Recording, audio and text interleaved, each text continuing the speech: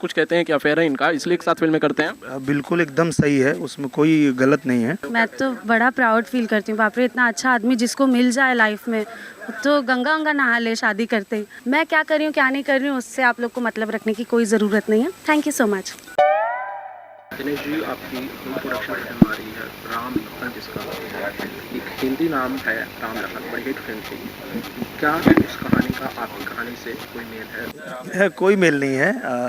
हिंदी की जो राम लखन थी वो अलग फिल्म थी, और हमारी जो राम लखन है वो राम लखन इसलिए है कि इसमें भोजपुरी की रियल राम लखन की जोड़ी आ रही है। मैं और मेरा छोटा भाई प्रवेश लाल यादव दोनों लोग इस फिल्म में हैं, और इस फिल्म का नाम राम लखन सिर्फ इसलिए है क्योंकि उसमें मेरा नाम राम है और मेरे छोटे भाई का नाम लखन है, और आम्रपाली जी हैं उसमें, शुभी जी हैं, सतीश जैन जी हैं इसके डायरेक्टर। उन्होंने बड़ी अच्छी स्क्रिप्ट बनाई, बहुत बढ़िया कहानी उन्होंने बनाई, और उन्होंने कहा कि एक पारिवारिक फिल्म करना चाहिए हम लोगों को। तो मैंने कहा कि 100% मैं तो चाहता ही हूँ। तो वो सुनने के बाद, कहानी सुनने के बाद पूरी टीम ने डिसाइड किया कि हम इसको करते हैं, और हम लोग गांव में जाके इसकी शूटिंग की है। बहुत अच्छी शूट हुई है फिल्म, और मुझे लगता है कि अभी जिस त्यौहार में हम उसको रिलीज़ करने जा रहे हैं, 5 अगस्त को हम रिलीज़ कर रहे हैं, तो 15 अगस्त रक्षाबंधन, जन्माष्टमी, उस समय पे हमारी माताएं बहनें मनोरंजन के लिए जो थिएटर में जाती हैं देखने के लिए, उनके लिए एक हमारी तरफ से उपहार है राम लखन, और वो देख के दिल से दुआ देंगी और सबको फिल्म अच्छी लगेगी, ऐसी मैं कामना करता हूँ। आम्रपाली जी, आप दिनेश की पत्नी प्ले कर रही हैं राम लखन में, ऐसा किरदार है आपका? मेरा कैरेक्टर एक बहुत ही सिंपल हाउसवाइफ का कैरेक्टर है। हम सबकी माँ भाभी जो चीज़ें करती हैं, हम सबकी बहनें जो चीज़ें करती है, वही simple character yet very powerful character मैंने फिल्म में प्ले किया है। Ram Lakhan is a film, अगर आप लोगों को मुझ पर भरोसा है तो प्लीज़ आके देखिए, आप लोग बिल्कुल निराश नहीं होंगे। ये एक ऐसी फिल्म है जो देखकर आप लोगों को लगेगा कि मैं और कितने बार ये फिल्म देख लूँ। निरहुआ हिंदुस्तानी को आप लोगों ने कई बार देखा था, I am sure Ram Lakhan उसका रिकॉर्ड तोड़ेगी। It's such a sweet film. Dinesh ji, एक हिंदी फिल्म का नाम लेने से लगता है कि फिल्म की राह थोड़ी आसान होती है? नहीं, ऐसा नहीं है। हिंदी फिल्म का नाम लेना कोई ज़रूरी नहीं होता है, पर हमारे सामने प्रॉब्लम ये होती है कि हिंदी और भोजपुरी के जो नाम होते हैं और बहुत सारे शब्द होते हैं वो एक जैसे ही होते हैं। जैसे बहुत सारे सर्व नाम हम ले लें, जैसे राम, लखन, कान्हा, कृष्णा, कन्हैया, तो नाम जो हिंदी बेल्ट में रखे जाते हैं वैसे हमारे भोजपुरी बेल्ट में भी रखे जाते हैं। जिस तरह से लोगों को पागल, दीवाना, आवारा, आशिक हम कहते हैं हिंदी में, वैसे ही भोजपुरी में भी कहते हैं, तो बहुत सिमिलर है, इसलिए वो नाम ऐसा लगता है। पर हमें कोई ऐसी ज़रूरत नहीं है कि हम हिंदी के नाम रखेंगे तो ही ऐसा लोगों को अच्छा लगेगा, ऐसी कोई बात नहीं है। अपने आप में भोजपुरी की जो ऑडियंस है वो भोजपुरी सुन के ही वो थिएटर में आ जाती है, उनके लिए और किसी अलग से कुछ करने की ज़रूरत नहीं है। ये तो कुछ नहीं है दिनेश जी, अब्रॉड से भी लोग, विदेशों से भी लोग वीडियो पे कमेंट करते हैं और पूछते हैं ये फिल्म कैसे रिलीज होगी और हम कैसे देख पाएंगे। जी, तो उनके लिए बहुत आसान हो गया है, डिजिटल आजकल आ गया, और डिजिटल की वजह से आज हम जो यहाँ पे कर रहे हैं वो दुनिया में बैठे हुए लोग कहीं भी देख पाते हैं। जैसे आज ये मुहूर्त हुआ है, अब लहरे भोजपुरी पे लोग दुनिया में कहीं भी हों पर उनको पता चल जाएगा कि आज पटना जंक्शन का मुहूर्त हुआ है। तो ये तो आसान हो गया है, और जब फिल्म हमारी रिलीज होती है तो थिएटर के बाद वो डिजिटली भी रिलीज हम करते ही हैं। तो आप दुनिया में कहीं भी बैठे हैं, आप अगर भोजपुरी भाषा जानना चाहते हैं, उसको जानते हैं और उसकी फिल्में देखना चाहते हैं तो आप घर बैठे देख सकते हैं।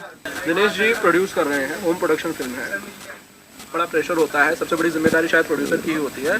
एक अच्छा कलाकार 100 से ज़्यादा फिल्में करने के बाद खुद नहीं डायरेक्ट कर सकता था फिल्म। आपको लगता है दिनेश जी एक कामयाब प्रोड्यूसर हो सकते, डायरेक्टर हो सकते थे? दिनेश जी जिस तरह से स्टोरी सुनते हैं, समझते हैं, उनको जिस तरह से स्क्रीन प्ले और स्टोरी का नॉलेज है, ऑब्वियसली वो जिस भी दिन वो डायरेक्शन करेंगे, मुझे लगता है वो actor turned into director best होगा। अभी डायरेक्शन नहीं कर रहे हैं, बट आई एम श्योर जिस भी दिन ये दिनेश लाल यादव निरहुआ डायरेक्टेड कोई फिल्म आएगी, it will be the biggest blockbuster ever. ये आम्रपाली जी ने इतना भरोसा दिखाया, इतना इन्होंने मुझे हिम्मत दे दिया, तो उसके लिए मैं बहुत धन्यवाद देता हूँ इनको। टीम वर्क में बहुत भरोसा करता हूँ। मुझे लगता है मेरा काम है एक्टिंग करना, तो मैं एक्टिंग करूँ। जिसका काम है गाना लिखना वो गाना लिखे, जिसका काम है डायरेक्शन करना वो डायरेक्शन करें। जिस दिन मुझे डायरेक्शन करना होगा, मुझे लगेगा कि मैं कोई ऐसी कहानी जो चाहता हूँ कि मैं इसको पर्दे पे लाऊं, तो उस दिन मैं करूँगा, पर अभी ऐसा कुछ नहीं है। बतौर प्रोड्यूसर कुछ दबाव महसूस किया आपने? नहीं, कभी नहीं, क्योंकि मेरा जो छोटा भाई है प्रवेश, वो इतना बढ़िया प्रोड्यूसर है। मुझे लगता है कि वो प्रोड्यूसर उसको बनाया ही इसलिए गया है, मेरे पूरे टीम ने उनको ही चुना है प्रोड्यूसर के रूप में, इसलिए क्योंकि वो बिना प्रेशर के सारा काम कर लेते हैं और उनको पता है कि मुझे कौन सा काम कैसे करना है। तो मुझे तो पता भी नहीं होता है कि कब फिल्म शुरू हुई कब ख़त्म हुई, वो सारा डिपार्टमेंट अलग है और प्रवेश जी ने सबको बांट दिया है, ये आपका काम, ये आपका काम। तो मेरा काम वहाँ सिर्फ एक्टिंग करना होता है, मुझे कुछ पता नहीं होता क्या बन रहा है, कैसे हो रहा है, वो मुझे बिल्कुल नहीं पता होता। एक थोड़ा सा अलग सवाल दिनेश जी पूछना चाहता हूँ जी। बहुत सारे लोग गॉसिप भी है कि प्रवेश अपने होम प्रोडक्शन फिल्में ही करते हैं। दिनेश ने इस फिल्म में उन्हें लिया है और बतौर होम प्रोडक्शन इसलिए फिल्म बनाई जा रही है उनके करियर को नई ग्रोथ देने के लिए। नहीं, ऐसा नहीं है। प्रवेश बहुत ही टैलेंटेड एक्टर हैं और मुझे लगता है कि हर साल वो 2-3 फिल्में इसलिए छोड़ देते हैं क्योंकि जो आदमी को एक बार घोड़े पे चढ़ने की आदत लग गई वो गधे पे चढ़ेगा नहीं। तो मुझे लगता है कि प्रवेश लाल यादव ने ऐसी ऐसी फिल्में की है, इतनी बड़ी बड़ी फिल्में की है कि वो छोटी मोटी फिल्मों का हिस्सा बनना नहीं चाहते, इसलिए वो नहीं करते हैं। मैंने उनको कई बार पूछा भी और मेरे पास लोग आते हैं कि आपके पास डेट नहीं है तो प्रवेश जी से करा दीजिए, वो कर देंगे। तो मैं उनको पूछता भी हूँ, प्रवेश सुनते भी हैं, पर उनको अगर लगता है कि ये कुछ उस लेवल की फ़िल्म नहीं है जिस लेवल की मैं करना चाहता हूँ, तो उनका कहना ये रहता है कि हमारे पास बैनर है, हमारे पास सब कुछ है, अगर हमको ज़रूरत होगी तो हम खुद बना लेंगे, हम किसी छोटी मोटी फिल्म का हिस्सा नहीं बन पाएंगे। आम्रपाली जी, आपकी पुरानी फिल्म अभी हालिया रिलीज बम बम बोल रहा है काशी को लेकर, बोलेरो की चाबी और जो भी गाने थे उसे लेकर काफ़ी कंट्रोवर्सी हुई, अश्लीलता के आरोप लगे। आपके झटकों को देखकर लगता है एक बार फिर से ये भूत नया सामने आएगा? मैंने उस समय भी मैंने इंटरव्यू में यही चीज़ बोली थी और आज भी यही बोल रही हूँ कि फ़िल्म अश्लील है, अच्छी है, बुरी है, ये सब डिसाइड करने के लिए अलग अलग डिपार्टमेंट के लोग बैठे हैं, सेंसर बैठे हैं, क्रिटिक्स बैठे हैं। आई थिंक वही उन लोगों को मैंने तब भी जॉबलेस बोला था, आज भी जॉबलेस बोलूँगी। तो जो इतने खाली लोग हैं जिनके पास लाइफ में जजमेंट देने के अलावा और कोई काम नहीं है, they can go to hell, get a good life, वहाँ पे जाके खुशी खुशी जिए। मैं क्या कर रही हूँ क्या नहीं कर रही हूँ उससे आप लोग को मतलब रखने की कोई ज़रूरत नहीं है। Thank you so much.